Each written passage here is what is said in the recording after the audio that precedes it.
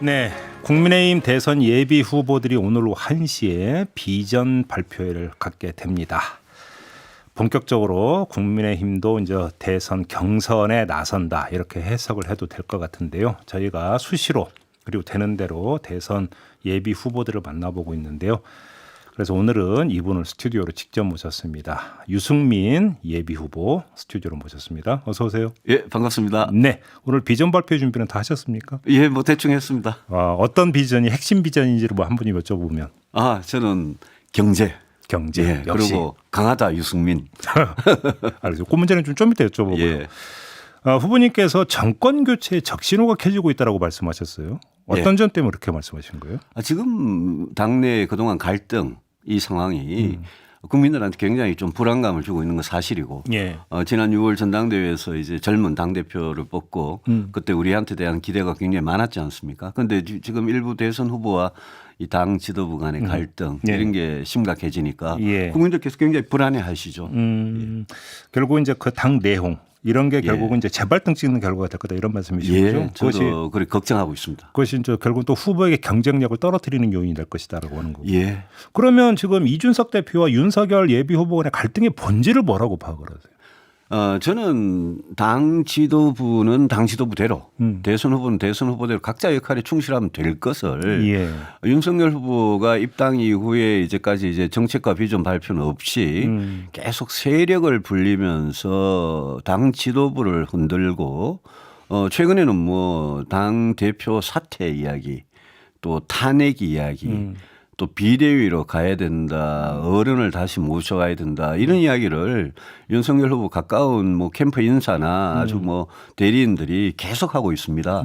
그래서 제가 이건 이렇게 가면 이런 식으로 대선 후보가 당 지도부를 흔들기 시작하면 이거는 갈등이 걷잡을 수 없을 거다. 그래서 제발 그거 좀 그만하고 사과하고 중단하라는 제가 그런 메시지를 던졌죠. 그런데 지금 예를 들어서 이제 비대위 체제로 가야 된다는 이야기는 윤석열 후보 본인이 황당무계한 이야기라고 그러니까 전면 부인했고 그다음에 캠프 인사도 저희가 인터뷰했는데 전혀 사실이 아니라고 주장을 하던데. 지금 당 지도부 중에 김재원 최고위원이 거의 뭐 윤석열 후보의 꼭두각시 대변인 비슷하게 역할을 하고 있는데 그분이 그랬지 않습니까? 공개적으로 뭐 어른을 모셔야 되겠다. 어른을 모셔온다는 게 그게 비대위 한다는 거고 비대위를 한다는 거는 당대표가 사퇴를 하는 거니까 그걸 가지고 뭐 사실무근이다 이렇게 하실 게 아니라 가까운 인사들이 그런 이야기를 하면 못하도록 하고 또 그런 부분에 대해서는 유감을 표명하고 사과를 하면 되는 일이지 자꾸 사실이 아니다 이러고 한쪽에서는 계속 탄핵 이야기하고 비대위 이야기하고 이러지 않습니까? 그러면 김재원 최고위원의 그런 의견을 윤석열 캠프의 의견이 그러니까 생각이 반영이 된 걸로 해석을 하시는 거네요? 당연히 그렇게 생각합니다. 왜냐하면 그분은 당 지도부에서 공정한 지도부 역할을 하는 게 아니라 그분이 아마 지금 경선이 불공정하게 가도록 하는데 핵심적인 역할을 하는 것 같고 자꾸 그런 식으로 행동을 하시면 그분이야말로 오히려 당 지도부에서 물러나야 되는 거 아니냐 그런 생각을 하죠. 외람되지만 그 거꾸로 지금 윤석열 캠프 쪽에서는 우리 후보님과 이준석 대표의 관계를 의심하고 있는 것 같던데요. 그거는 지난번 6월 전당대회 이전부터 계속 당시에 나왔죠. 나경원 후보, 주호영 후보 수도 없이 이야기하고 지금도 계속 그런 이야기를 하는데 제가 몇 번 분명히 말씀드리지만 이준석 대표와 저의 개인적인 가까운 관계 그것 때문에 오히려 지금 엄청난 역차별을 받고 있지 저는 이준석 대표가 당대표 된 이후에 뭐 한마디도 한 적이 없고 또 그런 오해가 있을 때마다 참아왔는데 이제는 자꾸 이준석 대표 사퇴 요구를 저하고 연결을 해가지고 사퇴하고 뭐 당대표 사퇴하고 유승민 캠프로 가라 이런 말까지 윤석열 후보 특보가 하니까 이거는 좀 금도를 넘어선 거다. 그래서 제가 한마디 한 거죠. 그럼 후보님 입장에서 어떻게 역차별을 받고 계신 거예요? 예를 들어 주시면. 당의 중요한 그런 인사에 저와 가까운 국회의원들이나 당협위원장들은 한 분도 못 들어가고 그 당 지도부에도 지금 뭐 구성이 저한테 전혀 유리하지가 않습니다. 그러면 예를 들어서 후보님 같은 경우는 경선 관리에 대해서 이야기하고 싶은 것도 많은데 또 괜히 오해 살까 봐 이 얘기 못하는 것도 혹시 있으십니까? 그렇습니다. 이준석 대표하고 가까운 건 사실이니까 네. 그것 때문에 오해를 할까 봐 제가 어지간하면 이제 이야기를 안 하는데요. 근데 저는 정치를 하면서 그렇게 살아오지 않았습니다. 네. 저는 늘 공적인데 충실해왔고 공사구분은 저는 뭐 저만큼 확실한 정치인이 없다고 생각하고 이준석 대표가 당대표 되는 순간 저하고 개인적인 모든 인연은 이제는 그 당대표 하는 동안은 끝이다. 그 분명히 하고 있습니다. 그러면 지금 경선 관리 부분에서 그러니까 얘기는 못 하고 있지만 문제가 있다고 판단하는 지점이 있습니까? 경준이가 예. 토론회를 하려고 그러는데 그 토론회도 윤석열 후보 측에서 결국 힘으로 무산시켰고요. 그렇지 않습니까? 또 경선 룰 가지고도 계속 후보 측에서 뭐 역선택 방지 조항을 넣어야 된다 이런 시대착오적인 말을 계속 하지 않습니까? 그런 부분들이 저는 왜 후보는 후보대로 그 선수니까 그냥 심판이 정한 룰에 따라서 그냥 경기만 하면 되는 거지. 예. 선수가 왜 자꾸 경기 규칙에 대해서 얘기를 하냐. 그걸 이야기하는 지금 거죠. 그렇잖아요. 그 질문 드리려고 했는데 역선택 방지 조항 넣는 게 왜 시대착오적이에요? 역선택 방지 조항이라는 게 이렇습니다. 예. 결국 민주당, 정의당, 중도층, 뭐 무당층 이런 거 자꾸 빼고 중도층에 이제 넣을 수도 있겠죠. 그런데 우리 국민의힘 지지자 위주로 하자는 거 아닙니까? 네. 그렇게 할 것 같으면 국민 여론조사나 국민이라는 걸 넣을 필요가 없습니다. 그냥 대선이라는 게 뭡니까? 서울시장 선거도 그렇지만 대통령 선거라는 거는 민주당, 정의당 지지하거나 무당층이거나 중도층이거나 이런 분들 마음을 우리가 얼마나 이렇게 얻어오느냐 그게 승부를 결정하는 거 아니겠습니까? 예. 그런데 그런 분들 다 빼고 국민의힘 지지자들만 가지고 경선할 것 같으면 그냥 뭐 100% 당원으로 하지 뭐 하려고 그렇게 하겠습니까? 알겠습니다. 이제 지금 후보님께서 이거 여러 가지 이야기를 하시면서 이제 가장 많이 이제 그 입에 올리신 이름이 바로 윤석열 예비 후보입니다. 네. 그냥 한번 단도직입으로 여쭤보겠는데요. 윤석열 예비 후보가 지금 대선 후보로서 준비나 자격이 부족하다 이렇게 평가하시는 겁니까? 저는 뭐 부족할 수밖에 없을 거라고 봅니다. 어떤 평생 검사를 하셨고요. 네. 저는 평생 검사를 하고 판사를 하신 분 주위에 많이 봤는데 그분들이 주로 육법 전서를 갖다 놓고 과거에 일어난 일을 수사하고 심판하는 일을 하지 않았습니까? 대통령이라는 자리는 미래를 만들어가는 자리인데 과연 그런 준비가 돼 있을까? 또 국정 전반이라는 게 나라를 지탱하는 두 기둥이 경제하고 안보인데 네. 평생 검사하시던 분들이 경제 안보에 대해서 평소에 고민을 하고 자기가 대통령이 되면 어떤 방향으로 어떤 해법으로 이 나라를 이끌어 가겠다. 그런 준비가 돼 있을 리가 없지 않습니까? 그러니까 갑자기 준비 안 된 상태에서 나오시는 분들은 대통령으로서 자질이 부족할 수밖에 없겠죠. 그런데 그 정책 역량 부분도 크게 두 갈래가 있는 거 아니겠습니까? 거기에 대한 철학의 문제가 있을 거고 네. 또 한 가지는 구체적인 전문적 지식의 문제가 있을 건데 그래서 둘 다 지금 부족하다고 평가하시는 겁니다. 그렇습니다. 왜냐하면요. 이게 정책이라는 걸 사람들이 굉장히 좀 이렇게 낮게 평가하고 정치라는 게 뭐 마치 구름 위에서 이렇게 사람만 잘 쓰고 이렇게 큰 한마디만 이렇게 던지면 되는 것 같이 이야기하는데 네. 실제 그렇지 않습니다. 예. 그거는 과거에 성공한 대통령, 성공한 정부에서는 지도자가 국가가 나아가야 될 방향에 대해서 비전, 철학 플러스 네. 정책이 뒷받침되지 않으면 지금 문재인 정부에서 부동산 문제, 일자리 문제 이게 왜 이렇게 나빠졌느냐. 정책이 잘못돼서 그런 거 아닙니까? 소득주도 성장하고 실패한 부동산 정책이 매달리니까 그런 거 아닙니까? 예. 이런 부분에 대해서 대통령이 아무것도 모르고 이러면 사람도 제대로 쓸 수가 없을 뿐 아니라 나라가 갈 방향에 대해서 시대 문제를 해결하는 거를 그런 능력이 없어지는 거죠. 근데 그 김영삼 전 대통령께서는 인사가 만사라고 했잖아요. 사람만 잘 쓰면 된다. 그러다가 97년, 98년 IMF 위기를 아, 맞이하지 않았습니까? 아, 예. 그렇게 연결이 되는 건가요? 알겠습니다. 그러니까 7월인가 저희하고 인터뷰에서 윤석열 예비 후보 평가하면서 신상 효과라는 표현을 쓰셨습니다. 예. 저는 지금도 기억이 나는데 일단 지금 그러니까 출마 선언한 지 2달 지났잖아요. 네. 신상 효과는 이제 떨어졌다고 보십니까? 신상 효과는 이제 점점 없어질 겁니다. 신상 효과와 신비주의, 네. 베일이 쌓인 신비주의 이거는 이제 점점 없어질 거고, 뭐 그 홍준표 후보께서 뭐 돌고 돌아 홍준표 이렇게 말씀하셨던데 네.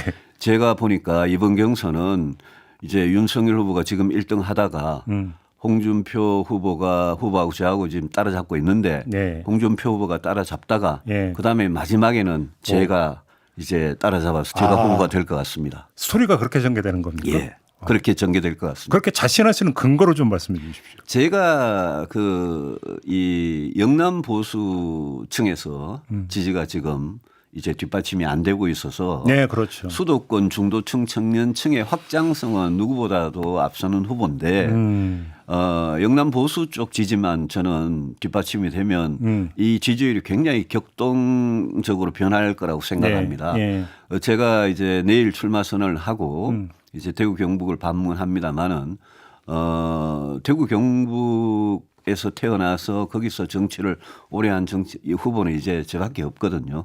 그래서 제가 그 대구 경북 분들하고 진심으로 이래 화해를 하고 네. 진짜 제가 늘 주장했듯이 이제는 과거 잊고 미래로 나아가자. 그런데 동의를 해 주시면 전 제 지지율이 상당히 올라갈 수 있다고 생각합니다.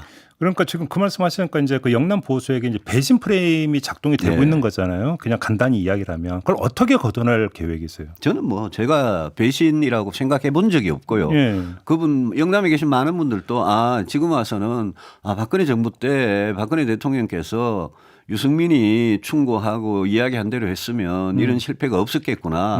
이런 걸 저는 자각하고 인식하기 시작했다고 봅니다. 그래서 뭐 제가 박근혜 대통령을 그때 당시에 둘러싸고 있던 어떻게 보면 정말 그 아부하고 충성하고 자리를 얻던 그 사람들이 박근혜 대통령을 망쳐놓지 않았습니까? 예. 그래서 그런 부분이 분명해지면 저는 분명히 그 인식들이 바뀔 거라고 생각합니다. 그러면 지금 영남 보수가 지금 현재로서는 윤석열 예비 후보로 선택을 하고 있는데 네. 윤석열 예비 후보의 지지율이 하락을 해서 정권 교체의 도구로서의 쓸모가 떨어진다고 판단하는 순간에 예. 썰물처럼 쫙 빠져나갈 저는 거라고. 충분히 가능한 일이라고 보고 예. 지난 서울시장 선거 때 영남에 계신 분들도 이게 중도층하고 청년층 지지를 그때 저희들이 정말 처음 얻어봤는데 저기에서 이겨야 되는구나. 예. 저기에서 이겨야 우리가 선거를 승리하는구나라는 거를 직접 눈으로 똑똑히 보셨기 때문에 예. 저는 지지율에 11월 9일 날 우리가 후보 뽑을 때까지 아주 큰 변화가 있을 거라고 봅니다. 그러면 윤석열 예비 후보 빼고 홍준표 예비 후보와 우리 유승민 예비 후보님 둘만의 관계를 놓고 본다면 중도 확장성에서 근본적인 차이가 있다 이렇게 보시는 거고. 평생 정치를 해온 거를 보시면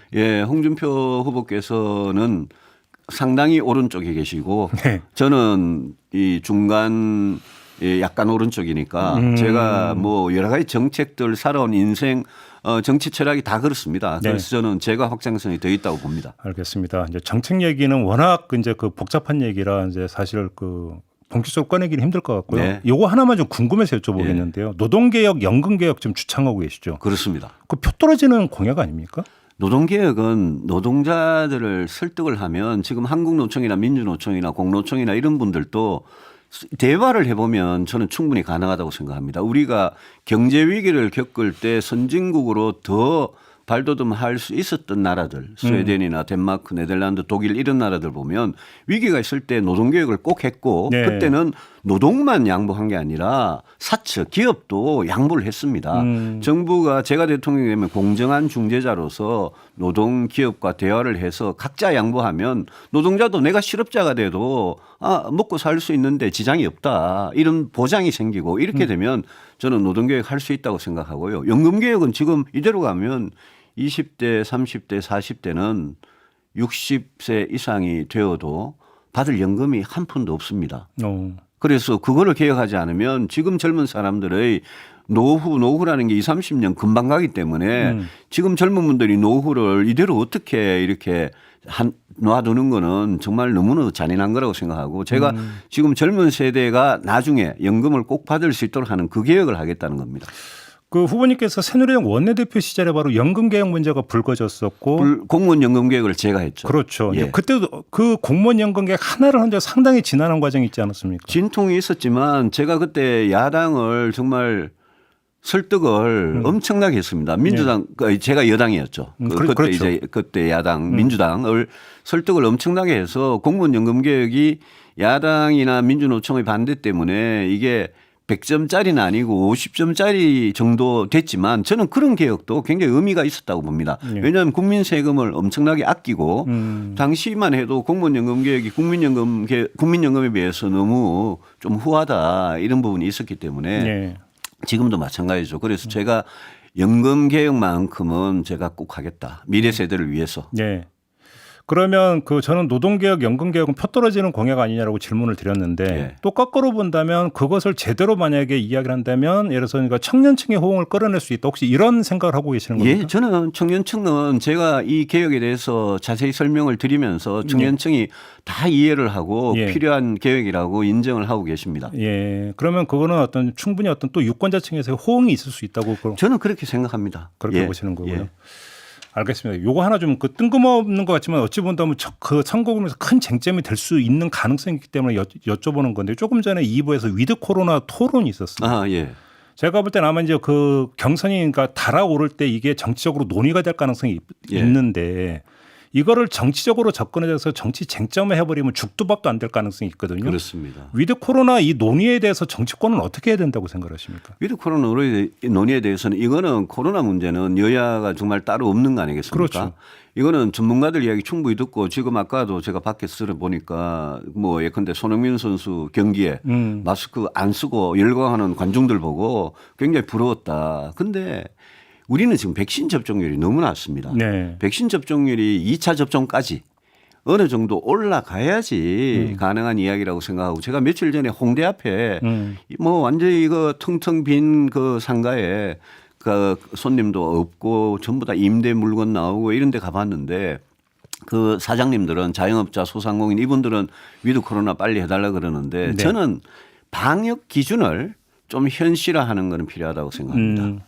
너무 막 모든 업종에다가 그냥 강하게 6시, 9시 이런 식으로 규제를 하지 말고 방역 기준을 좀 어떻게 보면 합리적으로 조정하는 거는 지금도 할 수 있는 문제라고 생각하지만 마스크를 벗고 위드 코로나를 하자 이거는 저는 백신 접종률이 어느 정도 올라간 다음에 좀 빠르다. 할 수밖에 없다. 아직은 빠르다. 예. 그러니까 제일 중요한 게 백신인데 문재인 정부가 이 백신에서 너무 정말 실패를 한 거죠. 알겠습니다. 이렇게 마무리해야 될 것 같습니다. 고맙습니다, 후보님. 네, 감사합니다. 네, 지금까지 유승민 예비 후보와 함께했습니다.